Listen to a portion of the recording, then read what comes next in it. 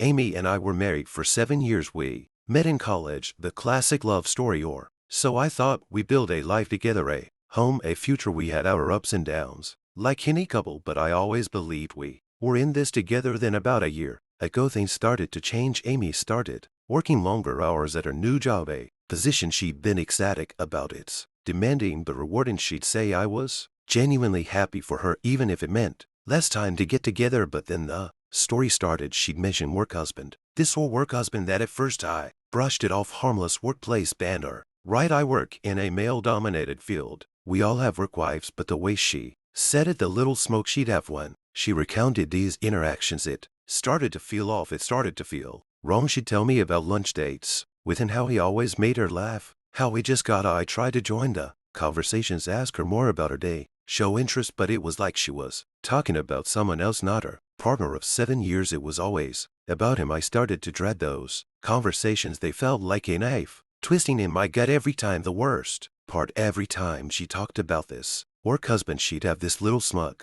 It wasn't malicious, but it was smug, like she had a secret, a little game she was playing, and I was just a pawn in it. Sleep became an ordeal. I'd lie awake, staring at the ceiling, the echo of that smirk bouncing around in my head. I started to feel like a complete idiot, like the fool who's always the last to know. I tried to talk to her, to tell her I felt like we were drifting. She'd brush it off, saying I was being insecure, that I was making things up. It's just work, Mike, you need to calm down. But I couldn't, sir. I did something I'm not proud of, something I would never have imagined. I hired a private investigator. The report came in last week. It was brutal, a punch to the gut that left me reeling. At detailed lunch dates with this work husband, handholding clandestine meetings in hotel parking lots. The photos, they were the most sickening. Amy, the woman I vowed to spend my life with, was all over this other guy. The smoke was gone from her face in the photos, replaced with an open, adoring smile that I hadn't seen in ages. It was like the woman I knew had disappeared. The work husband, who I now know to be called Jason, wasn't some harmless coworker. He was the embodiment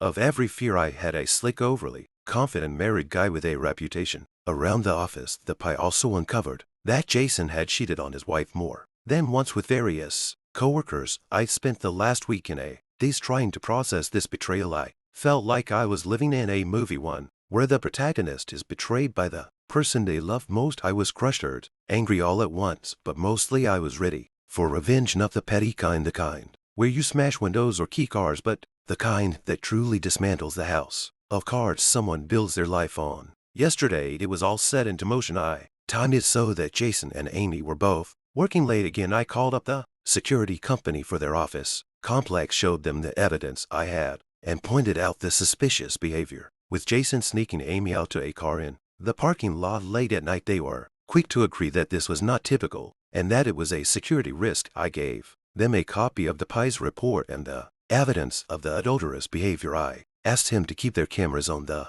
lot that evening. They happily obliged. Next I called Jason's wife. She had the same reaction I did: shock, then disbelief, then rage. We met up in a coffee shop job and shared notes. We went through all of my evidence, and we agreed that Jason's world was about to come crashing down. After she left, I drove over to Amy's office. I caught her and told her I was at the front and to come out to see me. I had kept the PI's report from her. I had kept all of it from her. I wanted to see her reaction. She came out, that smug little smear back on her face. It was like nothing was wrong, like we were living in our normal routine, as if her work husband wasn't waiting for her. I held up the pictures, the ones of them in the hotel parking lot. She went pale, her eyes widened, the smugness replaced with naked fear. She tried to deny it, to explain it away, but the pictures don't lie. How could you? I asked, my voice cold and even. How could you do this to us, to me? She stammered, tears starting to form in her eyes. It's not what it looks like. We're just friends. I just shook my head. I don't think so. Is that why you have been telling me how amazing it is, how it gets you, when I have been right here with you for the last 7 years? I don't know what to say. It's too late for that now, I stated, my voice low and full of menace. Then Jason came out of the building. He was in his usual slick suit, a smug look on his face, until he saw me and Amy looking pale and terrified. What's going on here? He demanded. This is Mike, Amy whispered, panic in her voice. I stepped forward, my eyes locked on Jason's. Yeah, I am. I'm also the husband she has been lying to and sleeping with someone else behind my back. Your wife also knows she is on her way here, and I can assure you, you do not want to be around when she arrives. His face paled. His bravado gone, he started to stammer excuses, his eyes darting around looking for an escape. I just stared him down, the rage finally boiling over. I saw the security guard I had spoken to earlier nodding at me from behind his desk, and that was my cue. I punched Jason square in the face. He went down like a sack of potatoes, his expensive suit getting wrinkled on the ground. He tried to scramble away, but I grabbed him by the collar, had him back up, and landed another punch, this time in his gut. He